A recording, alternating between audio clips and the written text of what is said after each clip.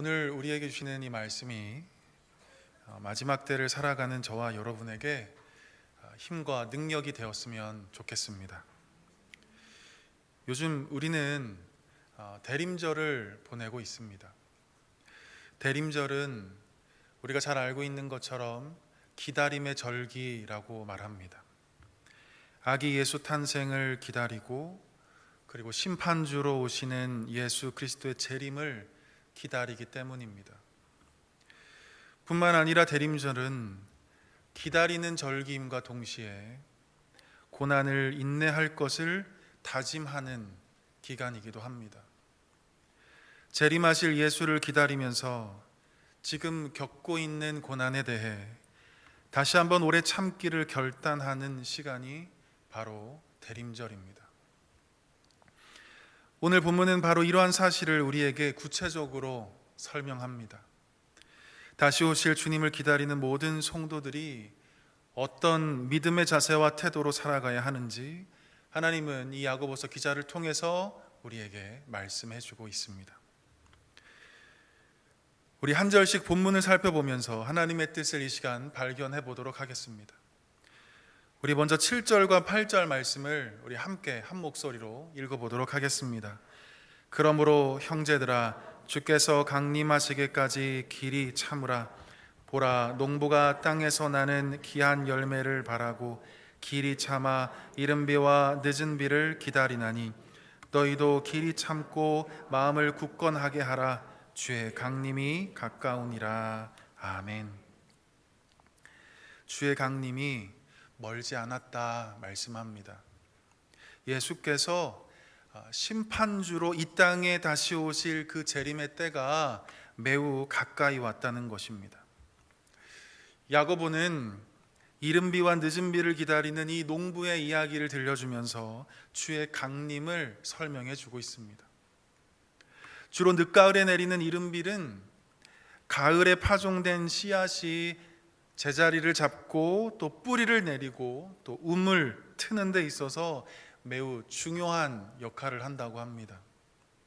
그리고 늦봄에 내리는 늦은 비도 그동안 이 자란 곡식이 알찬 결실을 맺기 위해서 없어서는 안 될 매우 필요한 요소 중에 하나입니다. 그래서 농부는 이른 비와 늦은 비를 매우 간절히 기다립니다. 유대 지방에 사는 사람들이라면 누구나 예상할 수 있을 정도로 이른 비와 늦은 비는 해마다 반복되곤 합니다. 야고보는 예수 그리스도의 재림이 마치 해마다 보게 되는 이 이른 비와 늦은 비처럼 확실하다는 것입니다. 반드시 우리 주님이 재림한다는 것이죠. 이 사실을 믿고 신뢰함으로 길이 참으라고, 오래 참으라고 말씀하고 있는 것입니다.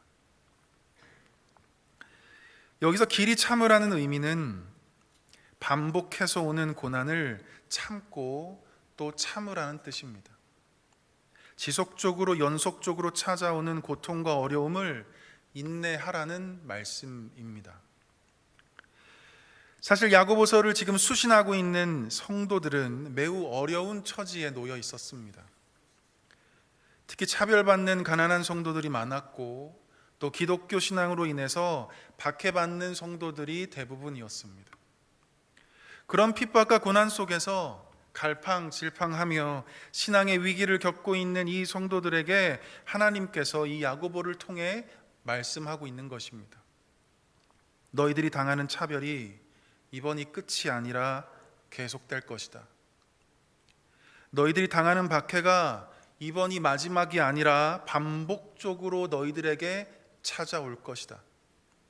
그럴 때마다 예수 그리스도가 반드시 재림한다는 사실을 믿고 확신하면서 지금의 고난을 참고 이겨내라는 것입니다. 사랑하는 성도 여러분, 우리가 잘 아는 야곱도 매우 험악한 세월을 인내하며 살았던 인물입니다. 형 에서를 피해서 외삼촌 라반의 집으로 도망칩니다. 이후에 평탄한 삶이 야곱을 기다리고 있었던 것이 아니었죠.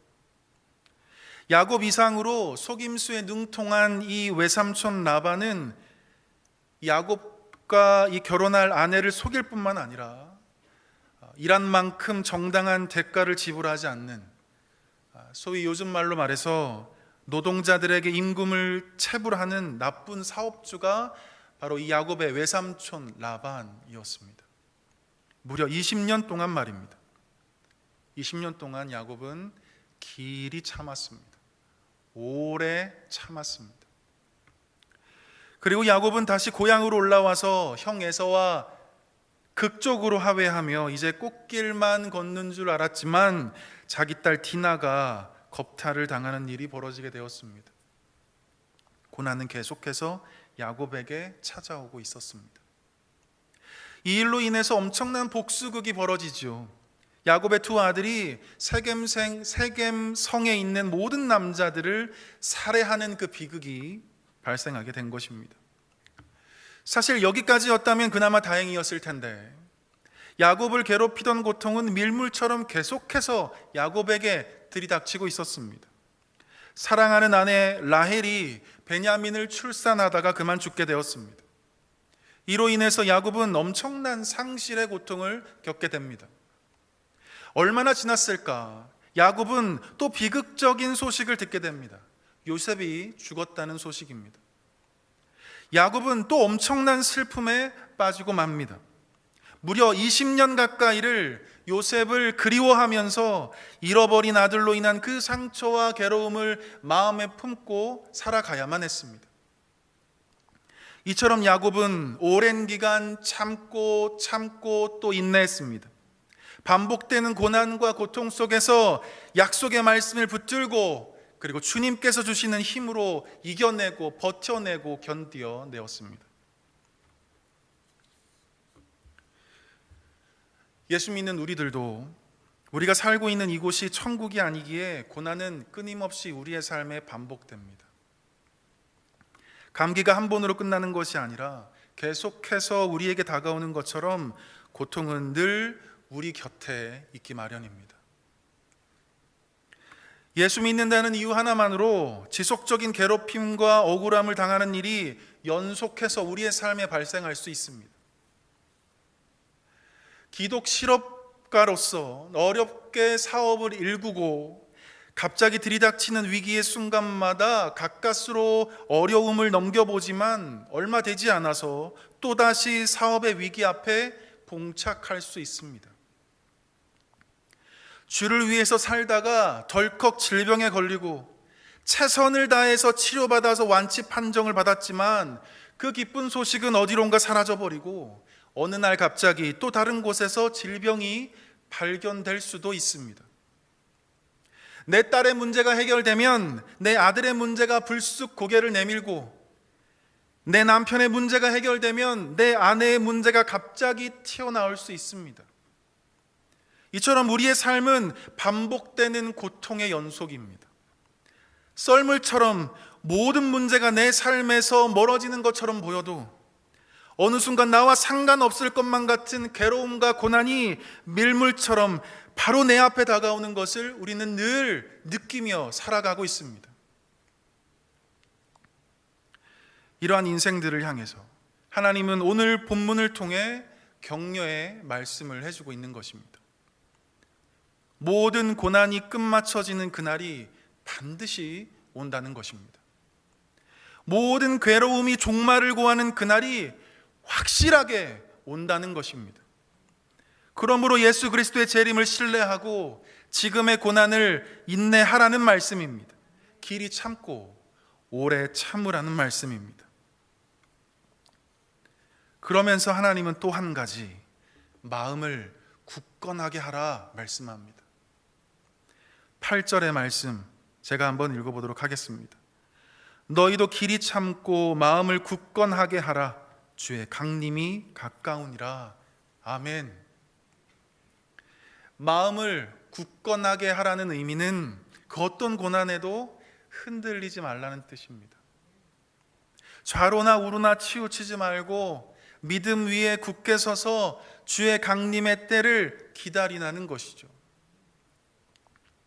노아가 오랫동안 방주를 지었습니다. 하나님의 말씀에 순종하면서 노아는 묵묵하게 방주를 지었죠. 노아는 방주를 지으면서 곧 홍수가 나서 온 인류가 멸망하게 될 것이라고 아마도 사람들에게 말했을 것입니다. 돌이키고 회개해서 이 멸망으로부터 구원받아야 한다고 애타는 마음으로 목 놓아 부르짖었을 것입니다. 그런데 사람들은 노아의 말을 듣지 않습니다. 방주에 들어가는 날까지 먹고 마시고 장가들고 시집가면서 노아를 비웃고 조롱하고 비난했을 겁니다. 방주를 다 짓고 비가 내리는 그날까지 노아가 얼마나 힘들었을까. 자기를 믿어주지 않는 사람들 속에서, 자기를 늘 비난하는 그 악한 무리들의 한복판에서 그 마음을 굳건하게 지키기가 얼마나 힘들었을까. 그럼에도 불구하고 노아는 홍수가 시작되는 그날까지 동요하지 않고 하나님께 원망하지 않고 오히려 끝까지 그 마음을 굳건하게 지켜내었습니다. 믿었기 때문입니다. 하나님 약속의 말씀, 땅에 있는 모든 것을 홍수로 멸하시고 너의 생명은 보존해 주시겠다는 그 약속의 말씀을 이 노아는 믿었기 때문입니다. 그러기에 그는 그 어떤 손가락질과 비웃음에도 요동하지 않았습니다. 끝까지 마음을 굳건하게 지켜서 방주를 지었던 것입니다. 세상에서 악인이 잘되고 또 부정부패를 일삼는 자들이 번창하고 출세하는 모습을 보게 되면 우리의 믿음이 때로는 흔들리곤 합니다. 열심히 일하는 성실한 그리스도인들이 제대로 대우받지 못하고 오히려 고난과 시련당하는 모습을 보게 될 때면 우리는 믿음을 의심하곤 합니다. 그러나 하나님은 이 마지막 때를 살아가는 저와 여러분에게 다시 한번 마음을 굳건하게 할 것을 말씀하고 있습니다. 우리의 마음을 무너지게 만들고 흔들리게 하는 이 어두운 현실 속에서 노아처럼 주의 약속의 말씀을 붙잡고 그 말씀 위에 굳게 서라고 말씀하고 있는 것입니다. 주의 재림이 가까이 왔으니 그 어떤 시련과 시험 가운데 있다 할지라도 그날을 고대하고 소망함으로 다시 한번 너희들의 마음을 곧게 세우라고 말씀하고 있는 것입니다. 사필귀정이란 말이 있죠. 모든 것이 옳은 이치대로 돌아간다는 의미입니다. 사랑하는 성도 여러분, 이 고사성어를 하나님의 말씀에 적용하면 결국은 하나님의 정의가 반드시 승리하게 될 거라는 말씀입니다. 우리는 이 사실을 믿기에 그 어떤 시험에도 흔들리지 않고 마음을 굳건하게 하여서 주의 강림을 우리 날마다 기다릴 수 있는 것입니다. 저와 여러분, 주의 말씀 위에 우리의 마음을 굳건하게 세워갈 수 있기를 주의 이름으로 축복합니다. 자, 마지막으로 이 마지막 때를 살아가는 저와 여러분이 주의 강림을 기다리며 어떤 신앙적 태도를 가지고 살아가야 하는가? 우리 9절 말씀 다 함께 읽어보도록 하겠습니다. 9절입니다. 형제들아, 서로 원망하지 말라. 그리하여야 심판을 면하리라. 보라, 심판주가 문 밖에 서 계시니라. 아멘. 우리는 앞서서 이 반복되는 고난 속에서도 반드시 주께서 재림하신다는 사실을 믿고 길이 참을 뿐만 아니라 마음을 굳건하게 해야 한다는 것을 우리는 배웠습니다. 그리고 또 하나는 9절 말씀에서 서로 원망하지 말라는 것입니다. 계속해서 찾아오는 이 핍박과 박해 속에서 서로를 향해 미움의 칼날을 세우고 또 불평의 목소리를 내세우지 말라는 말씀입니다. 누구 때문에 우리가 이렇게 고통을 받고 있다고, 그 사람이 잘못해서 내가 지금 이런 고난을 당하고 있다고, 지금 우리가 당하는 이 고난의 책임을 상대방에게 전가하는 그 어리석은 원망을 끊어야 한다는 의미입니다. 우리는 광야에서 원망하다가 죽은 이스라엘 백성들을 잘 알고 있습니다. 이스라엘 민족이 애굽에서 나와서 이제 가나안 땅에 들어가기 바로 직전에 12명의 정탐꾼을 가나안 땅에 보내지요. 가나안을 정탐하고 다시 돌아온 12명의 정탐꾼들은 서로 다른 말을 늘어놓기 시작합니다. 10명의 정탐꾼들이 하는 얘기가 가나안 땅의 거주민들은 강하고 성읍이 견고해서 우리가 그들을 능히 이기지 못할 거라고 말합니다. 그들은 거인이요, 우리는 메뚜기 같아서 절대로 가나안에 들어가지 못할 거라는 것입니다.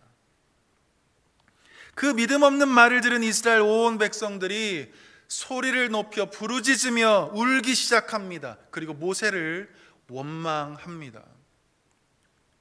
당신 때문에 우리가 죽게 생겼다면서, 모세 당신 때문에 우리의 처자식들이 저 가나안 땅에 사로잡히게 되었다면서 모세와 아론을 원망하며 이제 다시 애굽으로 돌아가자고 그렇게 말하고 있습니다.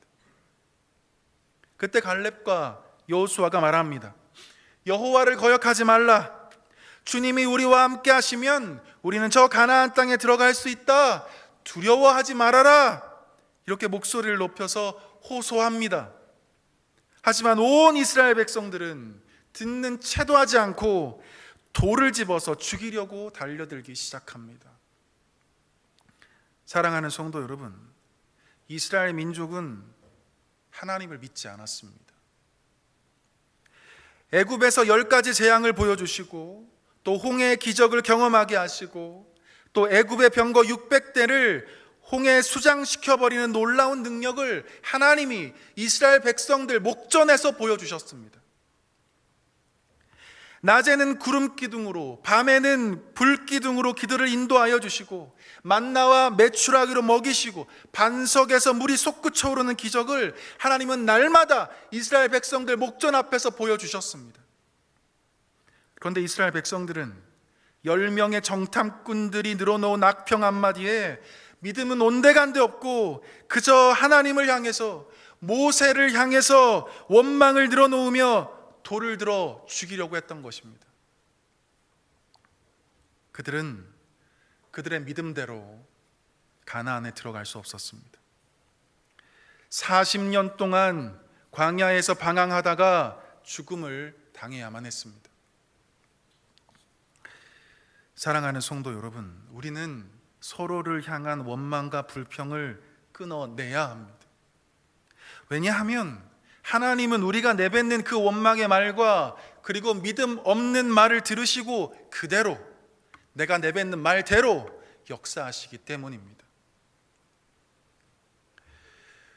빌립보 감옥에서 심한 매를 맞고 착고에 묶인 채로 기도하고 하나님을 찬송한 이 바울과 실라를 한번 떠올려 보시기 바랍니다.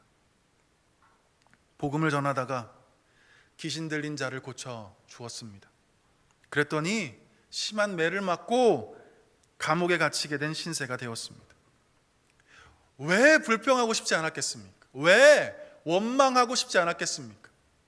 바울이 신라에게, 신라가 바울에게 다 너 때문에 이런 고난을 당하는 거라고 서로에게 잘못을 떠넘기고 싶지 않았겠습니까? 그런데 그들은 참고 마음을 굳건하게 세웁니다. 그리고 서로를 향해서 원망하지 않습니다. 오히려 그들은 하나님께 기도하고 하나님을 찬송합니다. 바로 그때 하나님이 역사하기 시작합니다. 큰 지진이 나서 옥토가 움직이고 문이 곧 다 열리며 모든 사람의 매인 것이 다 벗어진지라. 놀라운 구원의 역사를 우리 하나님께서 이루어 주셨습니다. 사랑하는 성도 여러분, 원망의 소리가 나오려고 하거든 이 바울과 실라처럼 하나님께 기도할 수 있기를 바랍니다. 불평의 소리를 내뱉고 싶거든 이 감옥에 갇힌 이 바울과 실라를 기억하면서 하나님을 찬송할 수 있기를 바랍니다. 하나님은 그 기도와 찬송을 들으시고 바울과 실라에게 임했던 그 은혜를 우리에게도 하나님께서 허락해 주실 줄 믿습니다. 우리는 때로 어떤 문제를 만나고 또 어떤 고난에 부딪히게 되면 누군가에게 책임을 전가하고자 하는 못된 마음이 생기곤 합니다. 남편 때문에 우리 가정이 이 지경이 된 거라고, 아내 때문에 내 삶이 엉망이 된 것이라고, 당신이 자식을 잘못 키워서 그런 거라고, 누구 집사 때문에, 누구 목사 때문에 내가 교회를 나가지 않는 거라고, 이렇게 누군가에게 책임을 전가해서 불평을 늘어놓고 원망하기 시작합니다. 사실 원망하는 것이 대수롭지 않게 생각할 수 있지만 오늘 본문 9절을 다시 한번 보시기 바랍니다. 원망하는 것이 심판을 자초하는 거라고 하나님은 우리에게 엄히 경고해 주고 있습니다. 9절 말씀을 제가 한번 읽어보겠습니다. 형제들아, 서로 원망하지 말라. 그리하여야 심판을 면하리라. 보라, 심판주가 문 밖에 서 계시니라. 아멘. 야고보는 서로 원망하지 말고 그래서 심판받지 말 것을 말씀합니다. 거꾸로 말하면 서로 원망하게 될 때 하나님의 심판이 임하게 된다는 말씀입니다. 그러므로 사랑하는 주사랑교회 성도 여러분이요, 주의 강림을 고대하고 기다리는 이 대림절을 살아가는 이때에 원망의 말을 끊어버리고 오히려 주님께 기도하고 찬송을 올려드리는 우리 모두 되었으면 좋겠습니다. 불평의 말 대신 믿음의 말, 복음의 말로, 미움의 말 대신 위로와 그리고 격려의 말로 이 대림절을 살아낼 수 있기를 주님의 이름으로 간절히 축원합니다. 기도하겠습니다. 거룩하신 하나님 아버지, 아기 예수 탄생을 기다리며 또한 주의 재림을 기다리는 이 대림절에 우리가 다시 한번 우리의 신앙을 점검하게 하여 주옵소서. 위태로운 우리의 믿음을 다시 한번 굳건하게 세워주시고 희미해진 우리의 정체성을 다시 한번 명확하게 구별시켜 주시며 우리의 죄악된 삶으로부터 돌아서기를 이 시간 결단하는 우리 모두가 되게 하여 주옵소서. 이 시간 우리가 마음을 다해 기도하기를 소망합니다. 마음 열어 기도할 수 있도록 성령 하나님께서 우리의 심령을 다스려 주옵소서. 진실되게 기도할 수 있도록 우리에게 힘과 능력을 더하여 주옵소서. 이 모든 말씀, 이 예배 주인 되시는 예수 그리스도의 이름으로 간절히 기도하옵나이다. 아멘.